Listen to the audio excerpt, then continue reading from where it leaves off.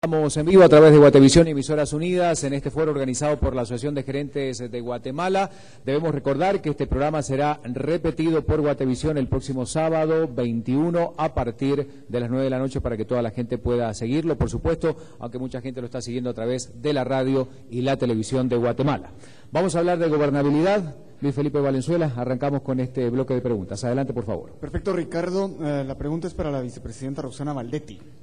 Usted habló, vicepresidenta, de 2 legislaturas como diputada de oposición. Sí. Con esa experiencia parlamentaria, ¿cómo se explica que se haya alcanzado tan pocos acuerdos en estos 6 meses en el Congreso? Bueno, hoy, si pudiéramos, le dábamos un aplauso al Congreso porque hoy finalmente trabajaron después de casi 6 meses de no trabajo. Ya se lo dieron, ¿eh? Es verdad, 23 millones cuesta el pago de los 158 legisladores de manera mensual, y una bancada decidió a los 15 días de tomar el gobierno interpelar a un ministro que tuvo 4 meses. Efectivamente, yo interpelé a muchos funcionarios, de los cuales muchos se retiraron porque se logró el voto de falta de confianza, pero no como un chantaje al gobierno de turno. Lo hice porque realmente la interpelación es un juicio político al funcionario que creemos lo está haciendo mal. Sin embargo, esta bancada lo ha hecho como un chantaje, porque al estar acostumbrados a que a cambio de que te quito las interpelaciones, tú me das dinero de obras, y pensaron que el gobierno de Otto Pérez Molina iba a continuar en esa, los 4 meses se les hicieron hasta insuficientes para seguir el chantaje. Sin embargo, quiero contarle que también tenemos que decirlo, lo sorprendimos porque en el primer mes nosotros logramos cosas que el gobierno pasado no logró hacer en 4 años, como la reforma tributaria, como la ley antievasión de OS, como poder hacer el Ministerio de Desarrollo Social, como algunas otras iniciativas que estuvieron guardando ahí el sueño de los justos. Sin embargo, el día de hoy se logró darle viabilidad a 2 créditos que estaban a punto de vencerse y de perder los recursos, a pesar de que el Estado de Guatemala ya había pagado intereses. No votaron todos, pero creo que las bancadas que hoy votaron entienden que el tiempo de la campaña terminó y que es momento de ponerse a trabajar por los guatemaltecos. También se logró el darle cambio a algo que era muy importante, porque la mayoría de las comunidades en Guatemala no tienen letrinización ni tienen agua, y a través del cambio que hicimos hoy, que hicieron los legisladores en el Congreso, se permite de nuevo al Infom poderle dar préstamos a los alcaldes para la letrinización y el agua que se necesita. Así es que creo que efectivamente no se pueden lograr acuerdos cuando hay chantaje, sí se pueden lograr acuerdos cuando hay interés de país y cuando hay de verdad ganas de servirle al pueblo de Guatemala. ¿Repregunta? Sí, nos gustaría que nos dijera qué 3 acuerdos que no sean créditos, porque al final pues la bancada que ha tenido el desafío pues son 25 diputados. Entonces, si nos pudiera ser más específica de los 3 acuerdos políticos más importantes de los próximos meses. 1 minuto para esa respuesta. ¿De los próximos meses? 6 meses. En el Congreso. Bueno, yo creo que tenemos varios. Una es, tenemos que hacer algunas reformas. Bueno, primero, las reformas que presentamos a la Constitución Política de la República, que no precisamente son préstamos, sino que es una modernización del Estado a través del cambio de la Constitución. Creo que esa es una prioridad que nos va a llevar los 6 meses que vienen. También tenemos que hacerle algunos cambios a la ley de aduanas, porque a pesar de que el 80% se logró revisar a través de los reglamentos, resulta que el 20% restante no se puede hacer, y sí hay que reformarlo para evitar la importación y la exportación para todos los comerciantes que lo hacen. Eso tampoco tiene que ver con préstamos ni con dinero. Y creo que la otra, muy importante y especialmente para el país, es la ley electoral y de partidos políticos. No podemos hacer un siguiente censo para que hayan 250 en la próxima legislatura, 250 diputados, que ya no nos costarían 23 millones, sino que 50 millones mensuales, y para eso se necesita hacer una reforma profunda a la ley electoral y de partidos políticos. Hay tiempo para una repregunta más, Luis Felipe. Así es, Ricardo, esto es para el presidente, y es, creo yo, casi vivencial, casi de experiencia, de lo que sintió en un determinado momento. ¿Cuál fue su percepción, su sentimiento cuando, luego de que la mayoría de diputados se habían comprometido públicamente a aprobar la ley anticorrupción de manera como mínimo extraña. Esta se quedó en primera lectura. Bueno, yo le diría de que es el sentimiento de que hemos tenido aquí los guatemaltecos por muchísimos tiempo en el Congreso de la República, en donde leyes tan importantes como en este caso fue la ley contra la corrupción, pues después del compromiso sencillamente no fue aprobada. Yo confío realmente que en estos acuerdos que está mencionando la vicepresidenta ahorita entren las leyes de transparencia, que es otra de las partes de la agenda que son importantísimas para nosotros. Nosotros cumplimos primero con la armonización tributaria, segundo con la presentación de 11 leyes que nos habíamos comprometido, que son el segundo componente del pacto fiscal, y ahora está en manos del Congreso de la República, y ahora que se ha logrado que empiecen a caminar, nosotros esperamos que estas leyes de transparencia puedan empezar a conocerse y formen parte de la agenda legislativa. Hugo Maúl, la siguiente pregunta. Sí, para el señor presidente.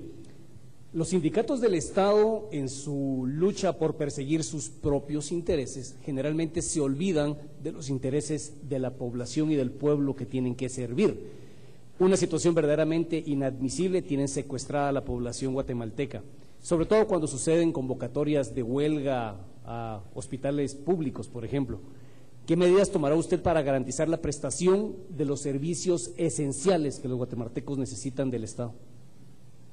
Bueno, yo creo que aquí el ministro de Trabajo ha dado pasos importantes en estar en comunicación con los diferentes sindicatos. Y aquí hay dos cosas importantes, Hugo. Primero, nosotros respetamos la libertad de asociación y de organización que tienen los trabajadores guatemaltecos.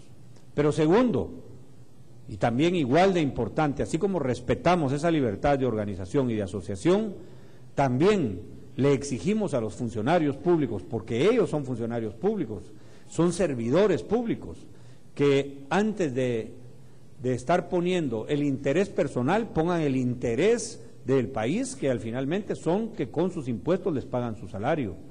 Hemos tenido largas discusiones de estos temas en el gabinete, porque hemos encontrado verdaderamente casi inconsecuencias, como por ejemplo tener 49 sindicatos en el Ministerio de Educación o 42 sindicatos en el Ministerio de Salud.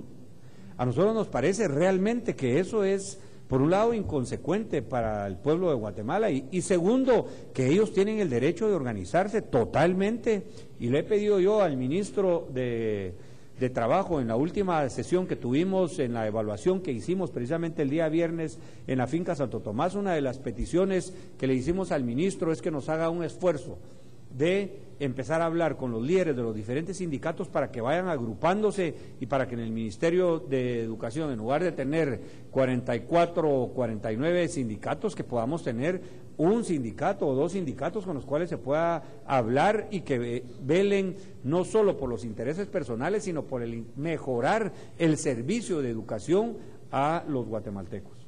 Hay dos repreguntas, la primera la realiza Hugo, luego Luis Felipe, rápidamente. Hugo.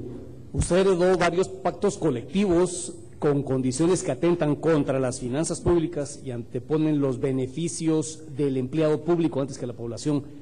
¿Cuál de ellos le genera más preocupación y qué piensa hacer al respecto? Bueno, yo creo que uno de los pactos que nosotros hemos encontrado de que efectivamente el mismo ministerio no tiene la capacidad para hacerlo, y además de eso nos ha dicho que es inconstitucional y que es ilegal, y que ya pusimos en contacto con el Ministerio de Trabajo para que empiecen a arreglar esta situación y hacer conciencia, es con el Ministerio de Economía, por ejemplo. Hay un pacto colectivo que está fuera totalmente de las condiciones del ministerio y además de eso, fuera de los intereses de los guatemaltecos, y mira únicamente, como usted lo dice, el beneficio personal, anteponiendo los intereses de cada uno de ellos. Luis Felipe. Robarse el dinero de los guatemaltecos vía negocios fraudulentos es una corrupción inaceptable, pero una variante de la corrupción también es ocupar plazas, llegar 2 horas y cobrar el sueldo completo. Señora vicepresidenta, ¿qué va a hacer la Secretaría de Transparencia en ese sentido, el gobierno en general, para corregir eso? Bueno, quiero contarle que las primeras semanas del gobierno, el presidente Otto Pérez Molina recorrió todos los ministerios para hacerle a los funcionarios públicos, si no una advertencia, una invitación, para decirles que ellos eran trabajadores públicos y que ellos laboraban las 8 horas porque por las 8 horas les pagaban. Precisamente hace algunos días él pidió otra vez la reprogramación de esta visita, pero quiero contarle también que dentro de la Secretaría de Control y Transparencia, dentro de la banda que tenemos de información, hemos abierto una que habla precisamente del psiconómina, se llama, y entonces a través de eso hemos empezado a descubrir inclusive funcionarios que cobran pero no existen y no llegan a trabajar, empleados que son hasta contratados en 2 y 3 ministerios y resulta que eso es prohibido por la ley, y eso lo hemos podido ir detectando precisamente porque lo que hemos estado haciendo en la Secretaría de Control y Transparencia es volvernos completamente un gobierno electrónico, y el gobierno electrónico nos va a permitir detectar, todos los guatemaltecos solo tenemos un número de DPI, un número de CUI, trabaje donde trabaje, viva donde viva, y entonces cuando hemos empezado a hacer el ejercicio es cuando nos han aparecido personas que cobran hasta 3 y 4 sueldos, pero resulta que cuando empezamos a investigarlos no llegan, así es que para nosotros, creemos en el corto tiempo va a ser muy fácil poderlos detectar, pero sobre todo eso es delito, así es que podemos presentarlo al Ministerio Público y que siga lo conducente. La última pregunta de gobernabilidad, María del Carmen Aceña, por favor. Y bueno, si quieren alguna asesoría con los sindicatos, estamos a las órdenes, ¿verdad? Ese es comercial. Sí, gracias. La siguiente pregunta es para la señora vicepresidenta. Señora vicepresidenta, obviamente en las encuestas sale que el desafío más importante en los próximos años pues será los temas sociales y económicos. Usted como coordinadora de los gabinetes, ¿nos podría mencionar los principales avances de cada uno de los 2 gabinetes, el económico y el social? Bueno, voy a empezar por el social. Creo que en el gabinete social no había estado funcionando como gabinete social, lamentablemente, ustedes saben por qué. Había usurpación de funciones en la organización de este gabinete y entonces los ministros no tenían la libertad del trabajo que les permitía su cartera. Sin embargo, desde que iniciamos el gabinete social, quiero contarle que inclusive ministerios que no pertenecen al gabinete social se han incorporado porque en Guatemala no teníamos cifras, ni siquiera desde hace mucho tiempo, que nos pudieran decir a cuántos niños vamos a ayudar con el bono seguro, porque es muy fácil ir a regalar con el dinero de los temas sociales, pero queremos de regreso poderle entregar cuentas a los guatemaltecos del dinero que dimos en ese bono seguro. ¿Y cómo le vamos a decir a los guatemaltecos cuántos niños están yendo a la escuela? Se lo podemos decir. ¿A cuántos vacunamos? Se lo podemos decir. Pero ¿cómo le vamos a decir entonces o cómo nos vamos a medir nosotros si nunca habían levantado una encuesta en este gabinete social que pudiera decirnos dónde están los niños, cuántos años tienen los niños, si están nutridos, si están desnutridos, si están realmente vacunados? Quiero contarle que hasta el Ministerio de Comunicaciones nos ayudó a hacer este barrido a nivel nacional, donde logramos llegar a más de 800 comunidades en todo el país y donde pudimos rescatar en estos primeros 6 meses la vida de 1.900 niños que estaban en desnutrición aguda y crónica, y de ellos lamentablemente uno murió ayer, que no tenemos todavía la certeza que haya sido por desnutrición, sino que pudo haber sido por la infección al llegar a un hospital. Así es que creo que uno de los grandes desafíos del gabinete social es primero poder entregarle cuentas a las personas que empezamos a ayudar hoy en el año 1912, pero cómo las vamos a entregar en el año 1916 cuando tengan una economía de independencia y que puedan de verdad tener una economía de excedencia y que puedan ser autosuficientes para sacar adelante a la familia.